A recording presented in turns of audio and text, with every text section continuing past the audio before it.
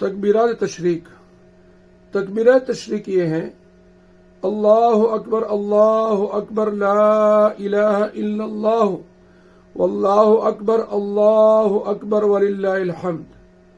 یہ تکبیرات تشریق ان کا ایک مرتبہ فرض نماز کے بعد پڑھنا واجب ہے.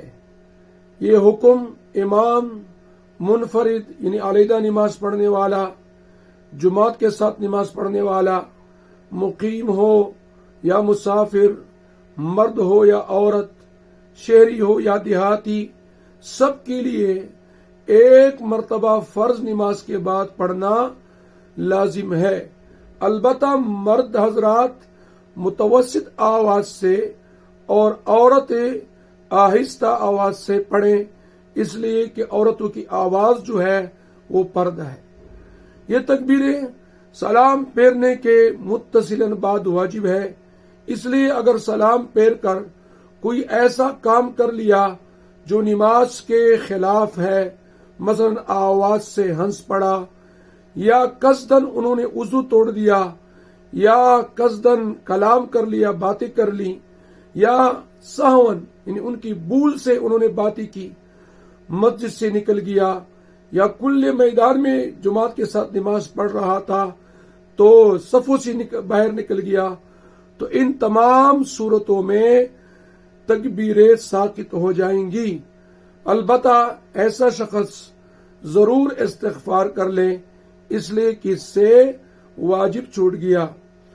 اگر سلام پھیر کر چہرہ قبلے سے پھیر لیا، مسجد سے ابھی نہیں نکلا، یا میدان میں جماعت کے ساتھ نماز پڑھ لیا لیکن ابھی صفوں کی حدود سے نہیں نکلا، یا سلام کے بعد غیر اختیاری طور پر ان کا وضو ٹوٹ گیا، تو ان تینوں حالتوں میں وہ تکبیریں ایک مرتبہ پڑھ لیں تو ان کے ذمہ فارغ ہو جائے گا. لیکن اگر وہ مسجد سے نکل گیا یا کل میدان میں صفوں سے نکل گیا تو پھر اس کو استغفار کرنا چاہیے. اگر ایام تشریق کی کوئی نماز قضا ہو گئی اور ایام تشریق ہی میں اس کی قضا کی تو اس کے بعد بھی تکبیریں پڑھنا ضروری ہے. جیسے ادا کے پیچھے یعنی ادا والی نماز ہو، وقتی نماز ہو، فرض، اس کے پیچھے ایک مرتبہ تکبیریں کہنا واجب ہے. اسی طرح ایام تشریق کی قضا نماز ایام تشریق میں آپ نے قضا کر لی تو اس کے پیچھے بھی تکبیر پڑھنا لازم ہے.